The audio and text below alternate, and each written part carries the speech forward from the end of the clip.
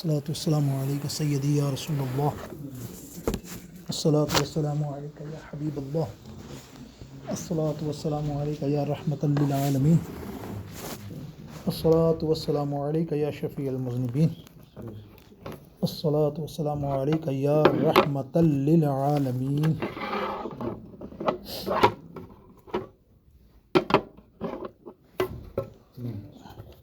الحمد لله رب العالمين والعاقبة للمتقين. الصلاة والسلام على رسوله النبي الكريم. أما بعد، أعوذ بالله من الشيطان الرجيم. بسم الله الرحمن الرحيم.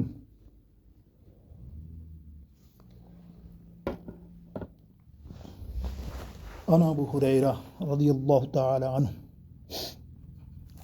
قال سمعت رسول الله صلى الله تعالى عليه وسلم يقول إن أول الناس يقضي يوم القيامة عليه رجل أشهد فأتي به فعرفه نعمه فعرفه قال فلما عملت فيها قال قاتلت فيك حتى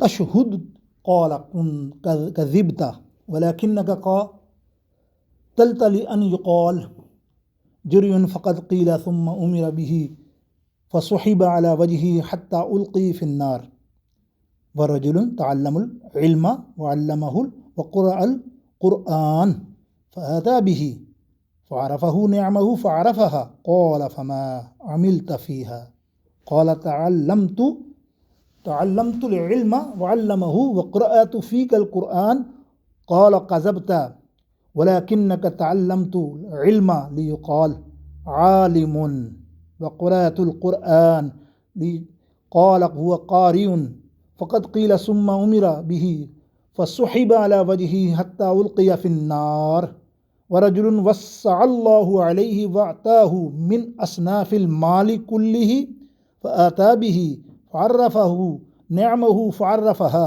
قال فما عملت فيها قال ما تركت من سبيلي تحب أن ينفق فيها إلا أنفقت فيها لك قال كذبت ولكنك فعلت ليقال هو جواد ثم أمر به فسحب على وجهه ثم ألقي في النار أو كما قال النبي صلی اللہ تعالی علیہ وسلم. رواه المسلم وكذلك الترمذی والنسائی. ترجمہ: یہ حدیث پاک آپ جو سماعت فرما رہے ہیں حدیث قدسی ہے. اللہ اکبر. اور کمال کی حدیث پاک ہے ہماری زندگیوں کے لیے. بلکہ جس صحابی نے روایت کی ہے ابو ہریرہ رضی اللہ تعالیٰ عنہ، حدیثوں میں آتا ہے جب یہ روایت کرتے تھے تو 3 دفعہ بے ہوش ہو جاتے تھے یہ حدیث سنا کر. آپ بھی سنیے گا، آپ کو اپنی حقیقت آشنائی ہو کہ کہیں ہم اس میں تو نہیں ہیں. وہ یہی فرماتے تھے، سناتے. ان کے پاس صحابہ آتے تھے کہ آپ رسول اللہ صلی اللہ علیہ وسلم کی وہ حدیث تو سنائیں جو آپ اکثر سناتے ہیں. تو سنانے سے پہلے کپ کپی ان کو طاری ہوتی، پھر وہ سناتے چند الفاظ. یہ جو میں نے کہیں بہت طویل حدیث، وہ عربی میں علماء آپ سنتے ہوں گے تقریر میں نہیں کہتے کہ ظاہر اتنی طویل حدیث ہوتی تو وقت نہیں ہوتا، تو وہ عربی متن چھوڑ دیتے ہیں. لیکن ظاہر ہمارا درس تو حدیث کا ہے. اس میں عربی پڑھنے سے مقصد یہ ہوتا ہے کہ حضور علیہ السلام کے زمانے مبارک سے جو ادا ہوا وہ سنت ادا ہو جائے اور اس کا ہمیں دگنا تگنا ثواب ملے کہ ہم اس کو عربی کو سن رہے ہیں. تو یہ بھی معاملہ ہے. اور دوسرا یہ کہ جو ابو ہریرہ رضی اللہ تعالیٰ عنہ سے پوچھا جاتا حدیث بیان کرو تو وہ تھوڑا سا ٹکڑا بیان کرتے اور کپ کپی طاری ہوتی اور بے ہوش ہو جاتے، پھر ہوش میں لاتے، پھر سناتے، پھر دوسرا ٹکڑا سناتے، پھر بے ہوش ہو جاتے. یعنی 3 ٹکڑوں پر ہے، تین معاملات ہیں اور تینوں معاملات پہ بے ہوش ہو جاتے تھے. اس قدر وہ بولتے تھے یہ میں حدیث بیان نہیں کر سکتا. اللہ اکبر. واقعی یہ بات ہے، اگر ہمارے دل میں واقعی ایمان کی روشنی ہے تو ہم سمجھیں کہ ہماری زندگیوں کے اندر خدا گواہ آج آپ دیکھیں گے نا تو آپ کو سارے چہرے نظر آئیں گے کہ یار کیسے چہرے ہیں.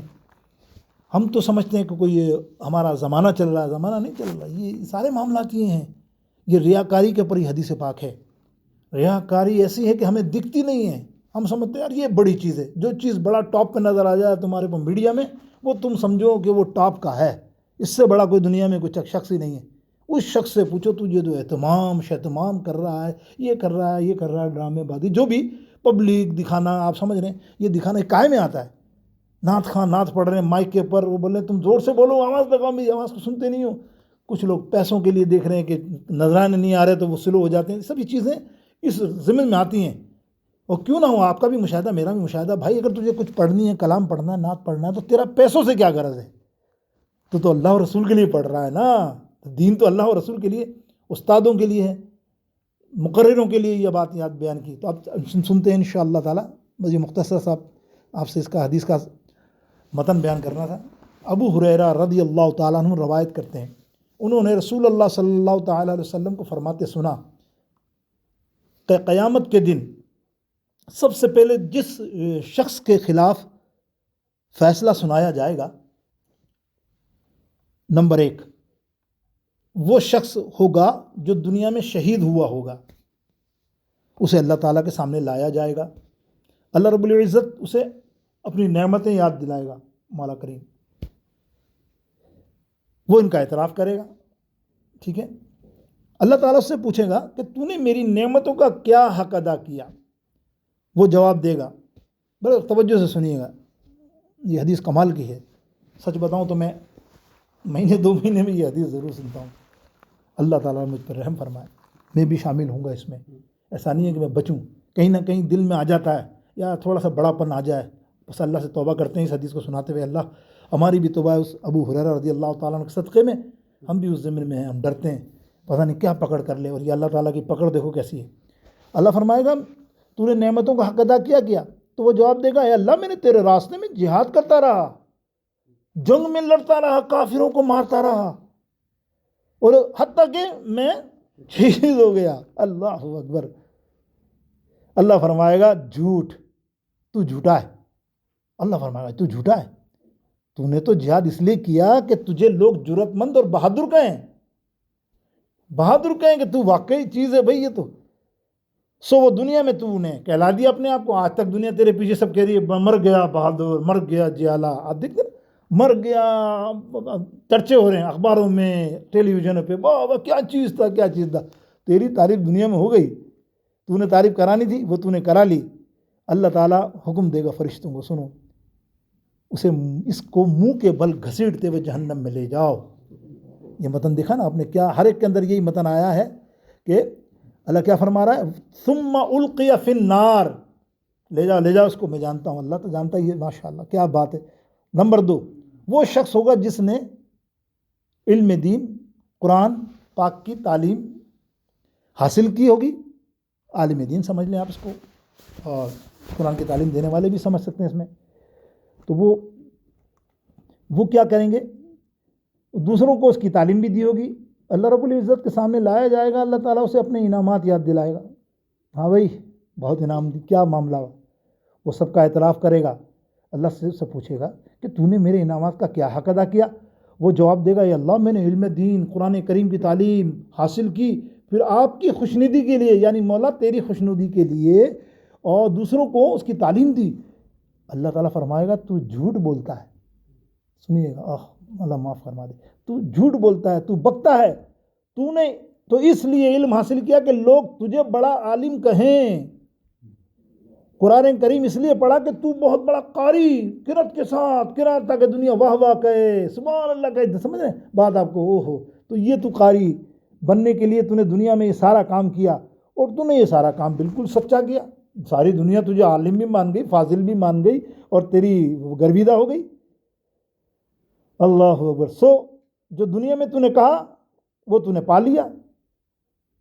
پھر اس کے بارے میں حکم دیا جائے گا فرشتوں، القی فی النار، تو گھسیٹتے ہوئے جہنم میں لے جاؤ. اندازہ کیا آپ نے. مقصد یہ ریاکاری ہر طرح کا بھی ہو سکتی ہے. وقت نہیں ہے لیکن میں یہ تو پوری تفصیل ہے 2-2.5 گھنٹے کی، خدا گواہ اتنی زبردست ہے. ایک بات آپ کو سمجھاؤں، تھوڑا 2 منٹ لوں گا زیادہ. بڑی اچھی بات ہے.